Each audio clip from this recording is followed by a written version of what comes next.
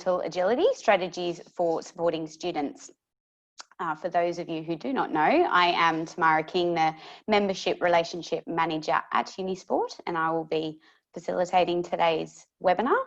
I might ask for everyone to maybe turn off your video and put yourselves on mute for the first part of this presentation, and we'll just use the chat function to ask questions as we go. And Dee, we can address those when appropriate throughout or at the end, whatever works best for you. So I'd now like to welcome our wonderful presenter for today, Dr. Deidre Anderson.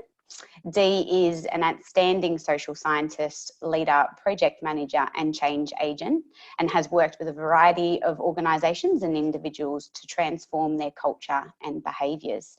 She's held senior roles within the private sector and federal and local government, and has held executive positions both at international and national level within elite sport. Acknowledged worldwide for her contribution to elite athletes, she has a lifelong commitment to supporting the development of young people. The recipient of a Rotary Paul Harris Fellow for her international service, a recipient of the Princeton International Business Leaders Award, recipient of the UniSkilled Coach Education Award, an honorary member of the Golden Key International Honour Society, and a Justice of the Peace. She is the co-author of a number of books and has published extensively in the areas of athlete transition, and is a philanthropist and founder of Hope Africa. Goodness me, what a wonderful introduction. Dee, thank you so much for joining us and giving us some of your time in what I know is a really busy period for you. I'd like to throw over to you to get things started. Thanks, Tamara. Look, after looking how many people we've got on, I'm not going to use a PowerPoint presentation, so I'm pretty happy for everyone to jump on, get their videos open again, if that's okay. Sure, no problem. Let's forget about what I said. Jump back on your videos. We'll make this more conversational. That's better. It's hard enough to try and get some interaction without seeing some faces. So thanks very much for the introduction, Tamara, and it's nice to see all of your faces, and I know it must be a pretty challenging time in the environment that you're in at the moment. I currently work with one of the Olympic teams, and I think it's been the most challenging 6 months in my sporting career, just helping these athletes manage, almost stop doing what they're doing, de-train, and now we're currently in a reset position. So it's it always amazes me how sport can be resilient on so many levels, and this has tested just about everything, I think. So this morning what I'd like to do is just put a bit of context around maintaining that sort of agile mindset and a healthy mindset. And I'll probably challenge you with some things that you've heard or not heard before, and probably validate some things that you have heard before. So I plan to do that for around about half an hour, and then try and answer as many questions that you may have, and hopefully at the end of it we'll all have learnt something. So just to start with, because we've got such a small group, I know Kate very well, so I won't, I'm sure you all know Kate anyway. Unless you don't, you might want to do a quick introduction, Kate. So 2 sentences, where you work and what's the biggest challenge you've got at the moment. Sure. Hi, everyone. I'm Kate Glassop at Australian Catholic University. I'm based up in Brisbane, but we're fairly widespread. Biggest challenge, I'd say, getting students back to campus. Yeah. Thanks, Kate. Charlotte? Hi, I'm Charlotte. I work at Macquarie with, a lot of you would know Glenn Worry, the god of elite athlete programs. I think the biggest challenge for us at the moment would probably be just sorting out some of our student athletes' subjects at the moment. That's probably our biggest challenge. Yeah. Thanks, Charlotte. Emily?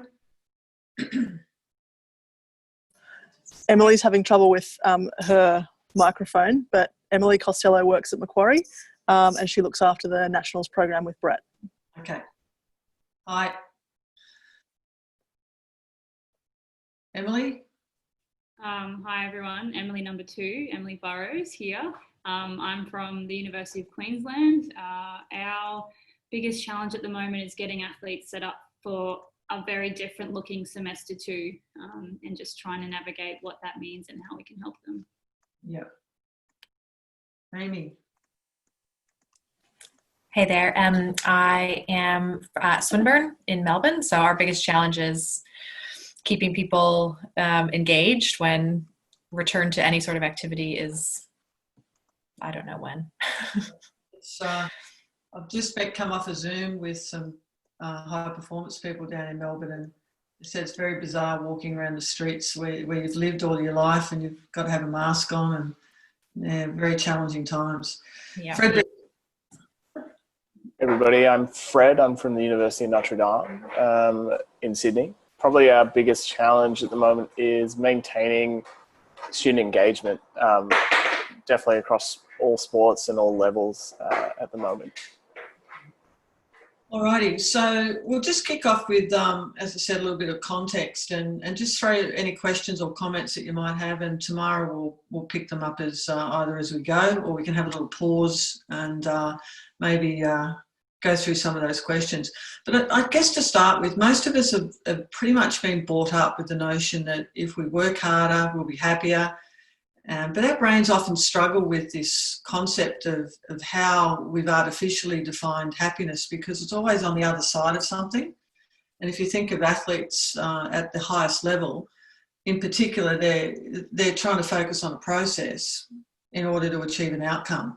And we all tend to do that when we think of success as well. But as a result, it's always over the horizon, and we don't often get that opportunity, if you like, to reflect on what that might mean on a day-to-day basis. And we as a result get into this becoming survivors of our own existence, and we try to survive in a whole range of ways. Sometimes it's just personal troubles and problems, or our jobs and employment, our future and our health, and all of that in our minds. You can just imagine what our mind is trying to unravel when everything that gives us a degree of contentment seems to be in the future.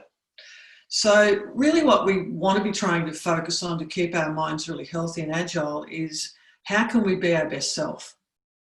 How can we lead and help others? And how can we build stronger communities? It's as simple as that.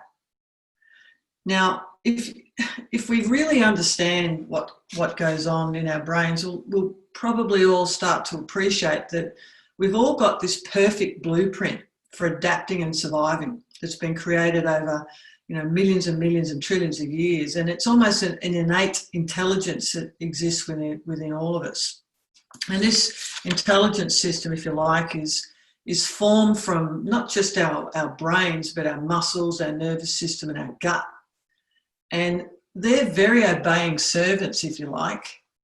And what they do is the pictures that we choose for them to take on board creates the image of ourselves and how we view the world. And it does that through the thoughts that we take on board, even our smell, our touch, the food we eat, our hearing. All of those things create an image of, or a lens, if you like, of how we're going to look at the world. But if you think of this learning and this use of this system that we've got, this intelligence system, it's made up of three things: our emotional intelligence, which I'm sure you're all aware of, and what we call our IQ, which is quite subjective. But what we don't tap into often is what I've called this inner intelligence, this absolute knowledge of who we are as a person, and this almost inner spiritual intelligence. And by that I don't necessarily mean from a religious perspective. I mean the innate part of you that drives you sometimes when you think you can't go anymore. And we don't always tap into that part of it. And really that's the bit that I'm most interested in, because that's really what creates what I call a growth mindset for people.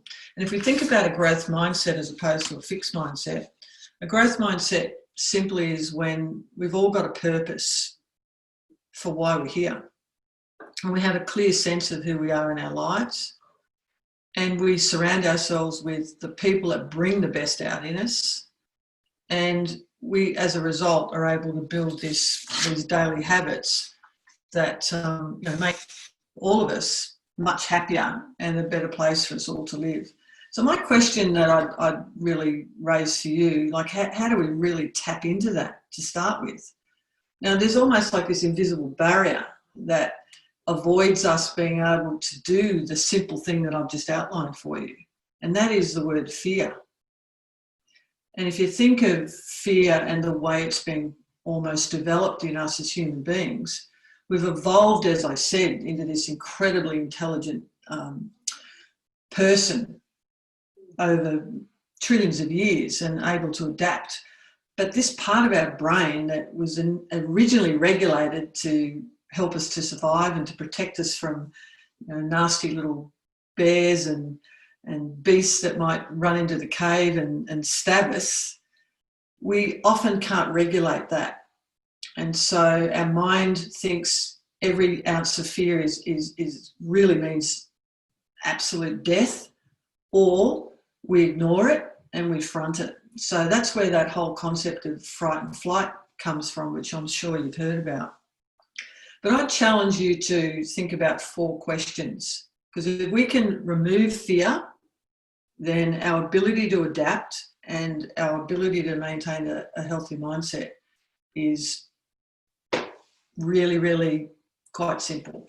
So I'm going to ask you 4 questions. You may not be able to answer these today, but I would encourage you to do that within the next, say, 24 to 48 hours, because you're going to forget everything I said anyway after that period of time. So if you want to do something and really make an impact for yourself and make the best use of your time, answer these 4 questions. So it's almost like a grid. And in the first column, all you need to write down is, what am I fearful of?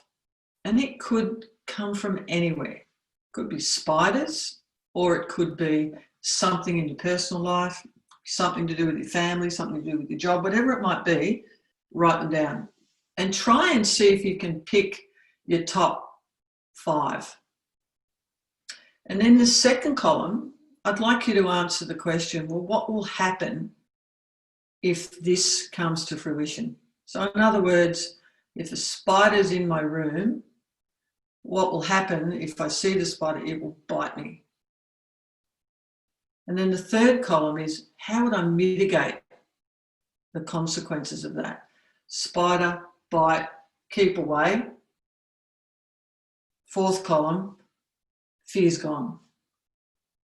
And so it's almost, because our brains are so malleable, our brain is asking us all the time when we get confronted with change and confronted with adversity, the first thing that hits our brain is the fear.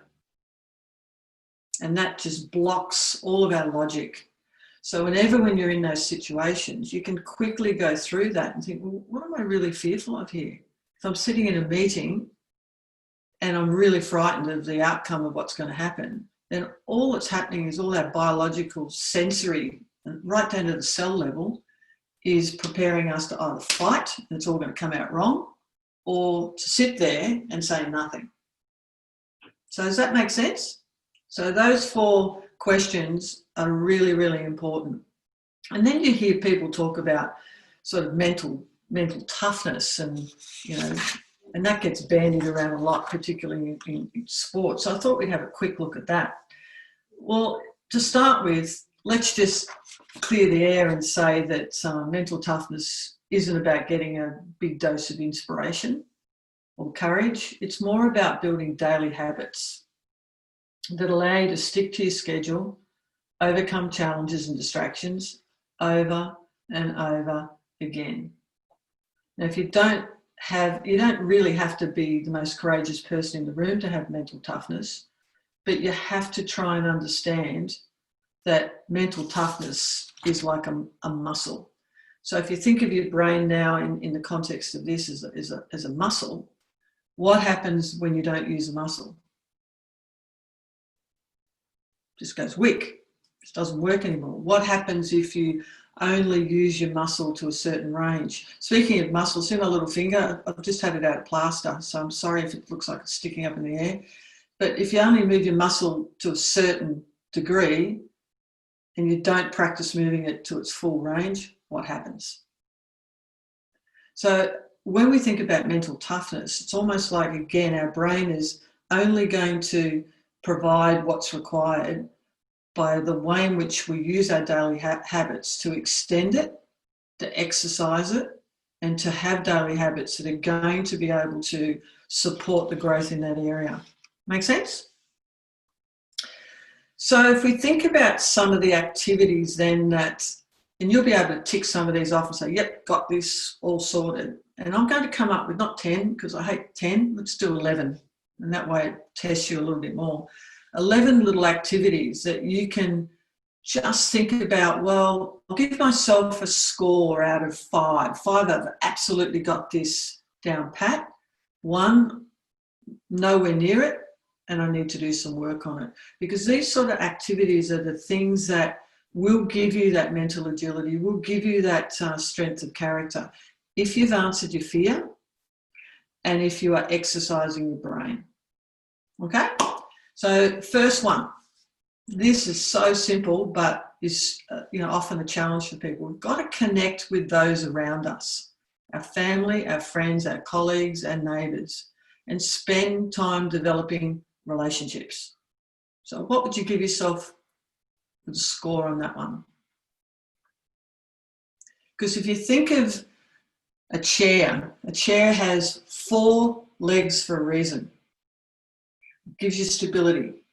So if your life is only sitting on 1 leg, what does that feel like on the chair? You can feel anxious, you can feel uncertain, you certainly don't feel safe. And that word safety is the most important component of how you build that sense of well-being. You've got to feel safe in your environment. So we need that structure around us. And so building connections with people and real meaningful relationships is important. The second one, you should all get a 5 for this. If you don't, you're in big strife, and that's be active. Find an activity that you enjoy and make it part of your life. Doesn't mean you have to go out and run marathons. But you've got to find something that gives you a sense of biological refreshing, and that's what being active does. The third one, keep learning. Learn a new skill, sign up for something different each year. Because that continuous learning, when I talked before about the malleability of the brain, and I talked about it being like a muscle, if you are only learning to a certain degree and you think, no, I've stopped, haven't got time, then all you're doing is, if you think of playing golf, how many clubs in a golf bag? Probably 12 or 13. You end up doing everything in your life with only 1 or 2 clubs in your bag. And so what you want to do by continuously learning is keep putting another club in the bag. Otherwise, what happens, you end up using your driver when you should be using your putter, and your putter when you should be using your driver. And you get yourself into all sorts of dilemmas. So constantly learning. When Tamara was, introducing me, I kept thinking, every experience I've had and every time I do further study, be it formal or informal, it just teaches me what I don't know. It doesn't make me smarter. It just teaches me what I don't know. And that's the great way of being able to look at it in terms of continuous learning. Another important one, which I really believe can help on so many domains, is giving to others. Even the smallest act of kindness that you can provide to someone, a smile, a thank you, a kinder word, like larger sort of acts in terms of volunteering, it doesn't matter. But what you do when you smile at someone else, not only are you filling your brain with melatonin, but you are also passing that on. So really simple things, because again, what happens when we get into this busyness of what we do on a day-to-day basis is our heads are down and we're only framing our life like this. Okay? So by really being aware of what's going on around us, it gives that real sense of energy to yourself and as I said, giving to others. Number 5 is being mindful. Be aware of the present moment, including your thoughts and your feelings. In other words, just check in on yourself every now and again. even now, like, how am I feeling? Like, for me, unfortunately, all my colleagues here down south, you probably don't have that beautiful sunshine that I'm looking at out there at the moment. And I can see who's rugged up and who's not. But just become very, very aware of what's going on around you. And I'm going to lead in now into some of the more practical things that I think will be very helpful for you. And that becomes number 6. And again, fundamentally, the most important thing in our life, I'd say most of us would say family and friends. Would you agree? Yeah. What about if I said it's your breath? Because if you don't breathe, if I got you all to hold your nose and put your hand over your mouth, let's see what's the most important thing to you in about 35 seconds. So breathing is such a fundamentally important thing. And it's the first thing that we do when we're born, and it's the last thing we do before we die. And we can stay alive for long periods of time without eating and drinking and even sleeping to a degree, but we can't if we don't breathe. We'll die in a few minutes. And it really does supply our body and our brain with all of the vital requirements that are needed. Helps us to get rid of all our waste products and our toxins. And it's also the link between here and here. Now, knowing how to breathe also helps us to control our emotions and regulations of fear, keep a clear and sharp mind, and it enables us to stay in the present. So I'm going to give you a couple of breathing exercises that you can do before you go into a bit of a tough meeting, or if you're trying to struggle with something and you just can't, find a solution to it other than getting up and changing your position, moving. The first one's just bilateral breathing. Now, with this one, I would highly recommend that you blow your nose, because if you don't, it can end in disaster. So don't breathe out too hard today. So bilateral breathing, what it does is it connects both the left and right hand side of the brain, and it really can help you with your focusing. And by doing this now, you will notice almost immediately a difference in the sharpness of your eyes just by doing this once. So what you do is just get your index finger and cover up your right nostril. So I'll just walk through this with you now. And what you're going to do is breathe in as deeply as you can through your left nostril. You're going to block your left nostril off and breathe out through your right nostril. Then you're going to breathe in through your right nostril. Block it off, out through your left. Breathe in. Block it off, breathe out. Breathe in. Block it off and breathe out. Okay, how do you feel just doing that simple exercise? Notice any difference? Thumb up or down? Yep. If you were to do that 3 or 4 or 5 times a day, as you can see, it only takes a couple of seconds. What it will do is just regulate everything and get you nice and calm. And obviously,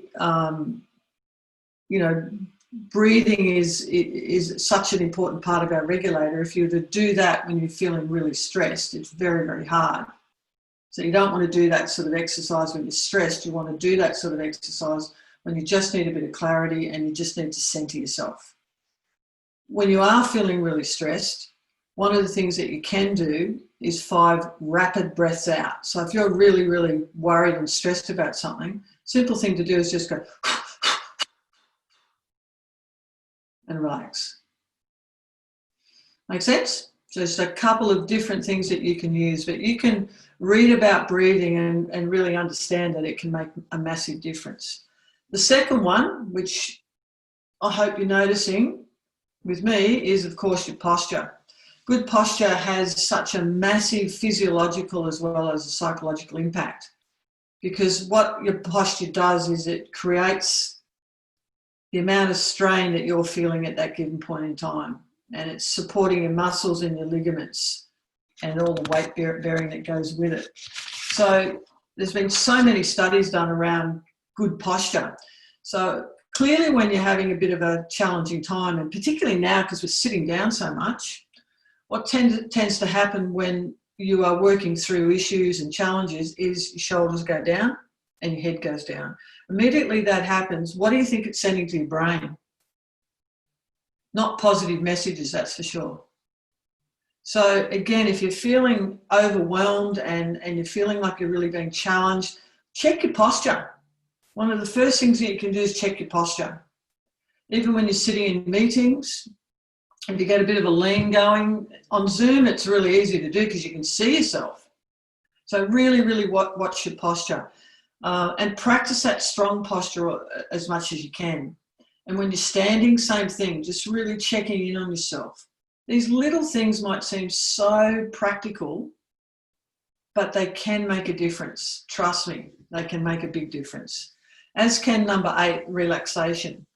You know, we talk about relaxation where we have to sit in kumbaya and, you know, go into a beautiful bushland, and the reality of life is you can't always do that. So you've got to learn to relax in the environments that we're living in.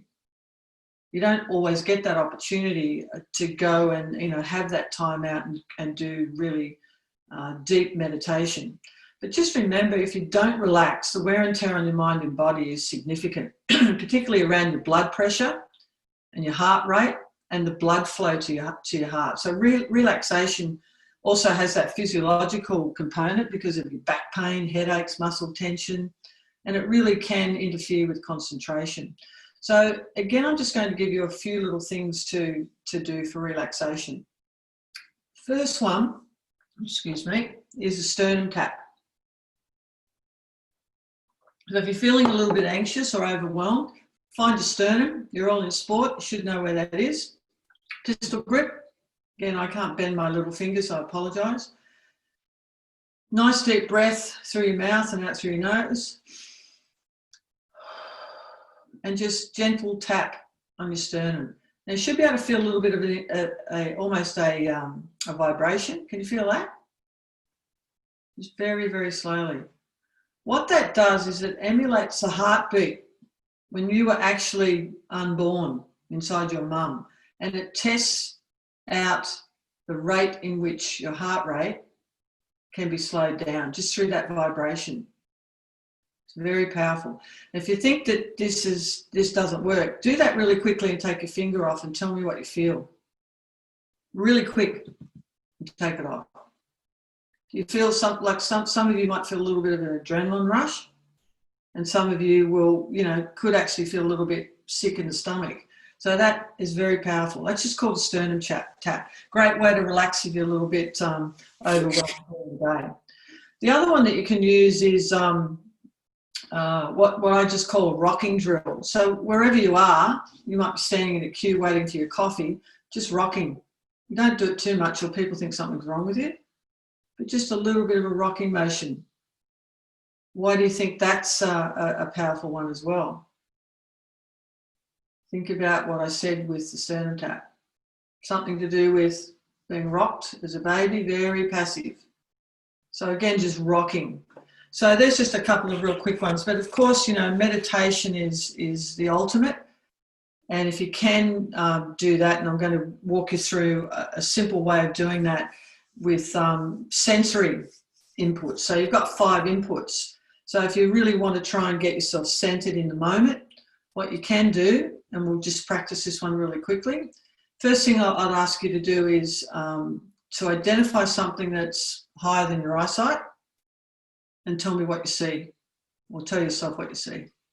So I'm looking at a picture of Sossusvleit in Africa, just above my computer. So it takes a second to do that. Second question is, what can you smell? So you might close your eyes and work out what you can smell. Close your eyes. I can smell my dog's biscuits down here munching. She's having her lunch. The third one is, what can I hear? So again, you might need to close your eyes. This is a hard one if you've got tinnitus. And The next one is, what can I touch and how does it feel? So touching the top of my desk, and it's quite grainy. So you can do that really quickly, and what that will do is center you. Again, keeping that mind agile, drawing on things that will help you throughout the day. And the last one is pick a spot, again, above your eyes. The reason you need to pick something above your eyes, again, if you've got your head down and your posture down and you're thinking, it's almost submissive. So you want to get yourself up, your head up. So pick a spot right in the corner of the room, and all you need to do is just nice, easy breaths through your nose and mouth, and focus on that spot for 10 seconds.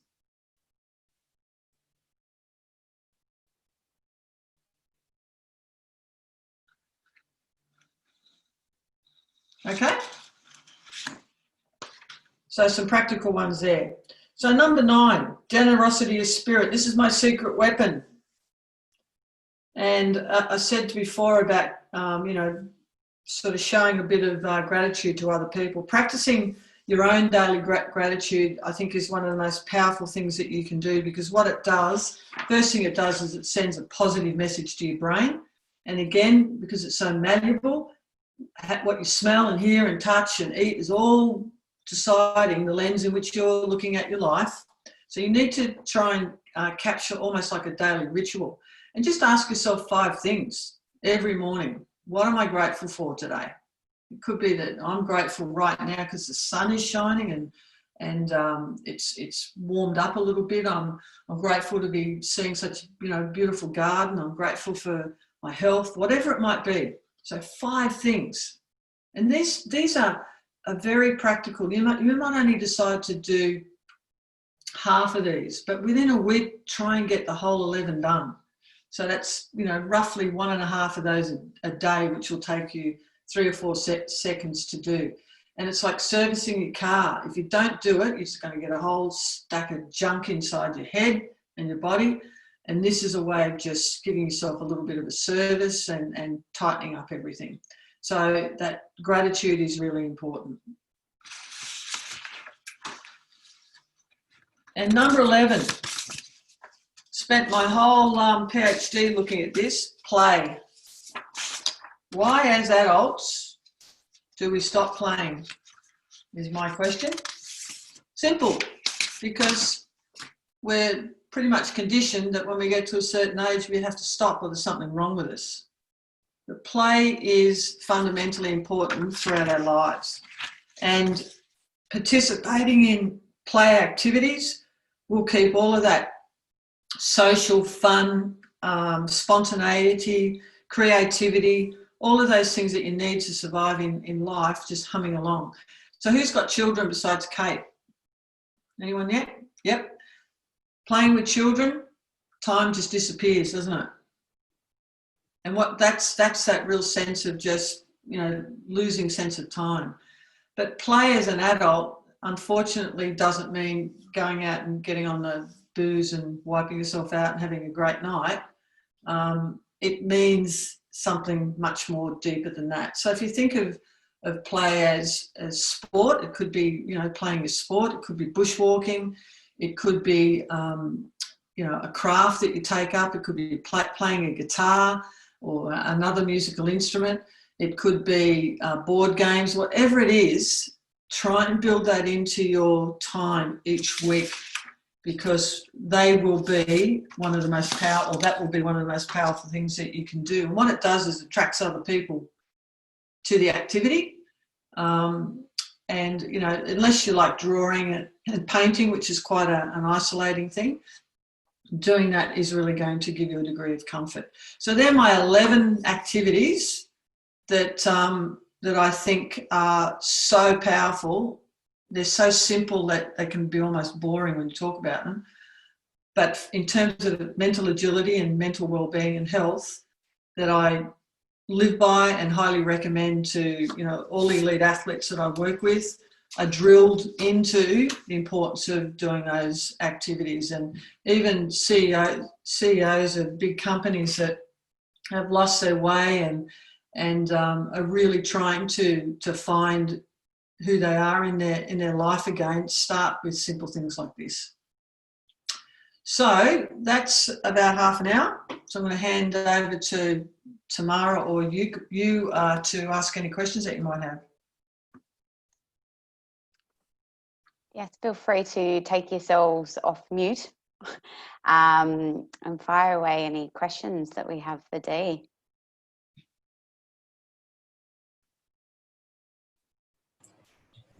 I might jump in if nobody's got a question. Go, Fred. Yeah. Take it away, Fred. I was just wondering, so that playing question, I think that's really interesting, and that's something that I probably do a little bit too much, taking myself out and playing sport or trying to get video games or board games in or something like that. I was wondering if there's any that you would recommend for students, especially at the moment, that they can do at home, or given that we can't get outside as much, if there's anything that's particularly engaging or you think that's particularly enlightening or anything. Yeah, look, I think the thing that we've been doing with one of the teams is just engaging with each other like we are now. What's happened is a lot of the social orientation's out the door, but you can actually orchestrate it. And it just starts with one person, and what you do is you say, whoever it might be, well, I've got this group here. Kate, starts with you, you've got to ring one person in this group, and then the next person has to ring someone, and the next person. Before you know it, the 9 of us are socially connecting. Or you can do that via Zoom. It doesn't have to be by phone. The other thing is you come up with creative ways of working together on something. So I can't think of the actual term, I'm showing my age, but it's where you go and have a look inside people's houses. It was a real popular thing to do a while back with a few of I forget the term. So all the players did a 1-minute video of their places, and because it's, people are all over the country in this Olympic team, they don't know what people's places of residence are. And so they took them on a little journey, and that had a massive impact on just getting to know each other on a different level. We had a joke night where you had to come with your best joke. That was hilarious because none of them were very funny, but it was still a really enjoyable night. So again, that creative way of just bringing people together. And you work in sports, so you've got a lot of creativity, and you can generate a lot of things on Zoom now. And what's actually happened since we've driven a lot of that, the players are doing it themselves because they had so much fun doing it. We had simple things like trivia nights, but it was trivia about each other. All those sorts of things can make a big difference, particularly in this current climate. A lot of challenges can be also done online. Like you can play Monopoly online. You can play, board games. It just depends whatever interests you had before we've gone into this crazy time, you can do online. Hope that helps, Fred. Thank you. Yeah, that's really helpful. Any other questions? Deidre, I was just going to ask, with the mental toughness and the 11 kind of rules or topics that you went through, if we were looking to apply that to how we maybe check in with the students, is it a matter of working through each of those topics with the student and getting them to reflect? Can they do that with us, or is it better for them to reflect on their own? Depends on the student, but if you've got a group of, say, student athletes, I think getting them together and sharing and breaking them up into the breakout rooms, is really, really helpful. Okay. Getting them to talk to each other, and you'll find that it'll generate a lot of energy amongst them. But you can start by just asking them questions, like those first topics. Ask them how have they been socially connecting, and what are some creative ways they can do it. Yeah. Okay. And just go through each one of them, ask a question. Yeah. Okay. Cool. Thank you. Because the mental wellbeing side of things with the athletes at the moment is pretty tough. You've also got those that are on AIS scholarships. The National Mental Health Network is being used. That's a 24/7 hotline. So just make sure they've got access to all of those numbers. And that's just a 1-800 number. They can ring 24 hours a day and just talk to somebody who understands sport, but is a clinical psychologist. Makes a big difference. And they're much more inclined to do that than maybe, you know, talk to somebody in their team or to a fellow athlete. Obviously, you want to try and encourage that first, but we're not with these people 24/7, and they need to know they've got somewhere to go if they need a hand. But that network is highly recommended. In fact, I jumped on and tested the process when it first kicked off, and it's very good. Very, very good. That help a bit, Emily? Amy, you must have a question.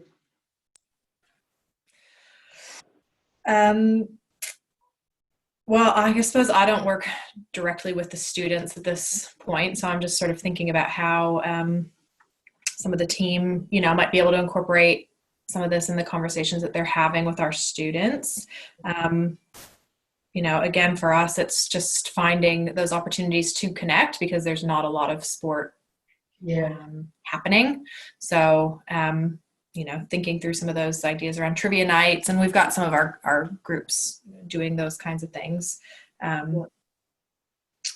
you know, to kind of keep them on track so that when we can return, they're in good shape mentally and ready to come back. Well, I think the other part of that is you'd be surprised how many guest speakers will come on. Like we had one every Wednesday night. We've had Kathy Freeman, Ian Thorpe, all of because these people are aspiring to the Olympics, but you can reach out and they'll jump on. Mm-hmm. You know, as busy as everybody is, like I've jumped on today because it's important to try and help each other. And even amongst you as a group, there'll be themes and expertise that you can share with each other and just, you know, get a few interesting guest speakers on, or get a comedian on, or get one of the students that you know is as funny as all get up, just to get on and do a session. Like, it is amazing how you can connect with each other. You just have to be, you know, think outside the boxes a little bit. One of my favorite things that we've done was we got some of our clubs to do some sort of fitness, you know, kind of videos and things. And so you had the usual cheerleading, did their dance tutorial and some of the sport clubs, but we actually have a historic medieval battle club, and they did a workout video where they were using their like LARPing sort of equipment, and it was amazing. So trying to sort of you know, help integrate the entire community, not just the sporting organizations.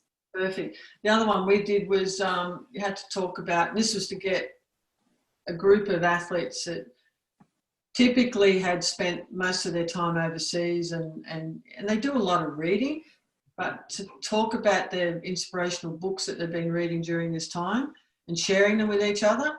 And we ended up with a list of about 20 awesome books that most of the players wouldn't have known about unless they were shared. Mm-hmm. So depending on, you know, who it is that you're trying to connect with, something like that is really quite powerful too. Yeah, it's a great idea.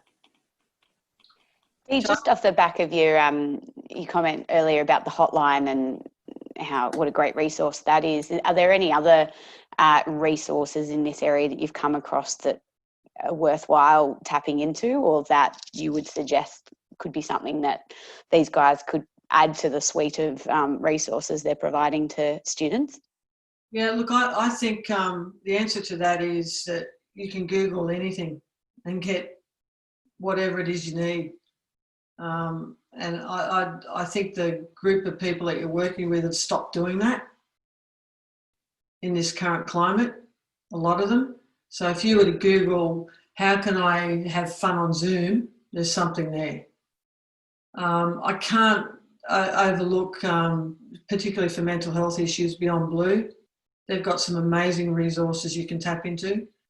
So it's just a matter of thinking about, well, what's the issue I'm challenged with here that I want to try and solve, and then just spend some time working through that. Or as I said, if you're wanting to maintain connectivity with the people that you're working with and the staff that you've got on board, then that becomes the challenge. And what you'll find is that if you get a few of good heads together that think a bit different, you can come up with. We had cooking one night too. Was hilarious. Everyone had to cook a dish and show us how to cook it in each of our kitchens, and then we sat and had dinner. Like, it was, one of the players came up with that. It was awesome. It was a horrible dinner, but it didn't matter. I think it was macaroni and cheese was about the most that they could cook, but it didn't matter. So you can have, almost virtual dinner parties. You can do all sorts of things. But in terms of resources, it's really asking a question and then just jumping on and finding a solution to it. Charlotte, you got any questions? No. You got the guru with you. You'd be right. Okay. In D, if I can throw one last one in there. Thank you for all that information. It always amazes me how you just put it so simply. It makes so much sense. So that was really good. More generally, I guess, what do you see for our sector moving forward over the next 1 to 2 years? I think you've given us heaps of different creative ideas. To some degree, I feel like we're hitting this stage now where we've pushed out a lot virtually and people are now looking for something different. So I guess just any general thoughts that you have in terms of how we can be most effective in engaging students. Well, I think there's a point where you have to, and particularly this is the case for you in Queensland, there's a point where you have to reset, and you almost need a plan in terms of what that reset might look like. So you can't just go from being in the environment that we're being in and then just everyone jumps in. There's like a transition period. So if you were to think about, well, what's the transition look like and over what period of time do I think that needs to happen, then I think you can set little working groups up to work through what that transition might look like without specifically saying what you should do. But yeah, there's definitely a transition period. So for example, with the team I was working for, and it's a bit sport orientated, but I'll give you a bit of a practical example. They were all ready to perform at their peak. So if they kept doing what they were doing through this period, they wouldn't be at their peak in Tokyo next year. So we had to assume that we were absolutely finished the Olympics, and we had to detrain. So the only thing they kept going was their strength and conditioning. So whatever that might be that they've kept going in the areas that you're working through is fine. And so we use that period of time to educate and to do things that we hadn't had time to do because we're always on the road. And that was how we chose to use this period. Then we set a date where we started to activate a reset. And because you can't just get back and throw or bat or run if you all the technical side of things if you haven't been using them. But we had to look at, well, what's the period of time that we want to reintroduce to a reset so that everybody gets back to full training. And if you think of that within the university environment, what's that transition look like for you over what period of time, and what's all the variables that could impact that happening? So it's almost like a transition plan.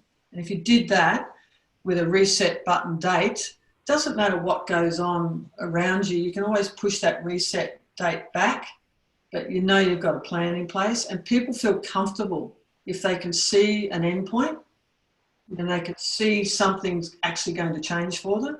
And as that transition program unfolds, they're actually feeling much more in control because they've got a bit of structure and a bit of plan around what they're doing. So I would highly recommend a transition plan. Great, thank you. Is that helpful? Definitely.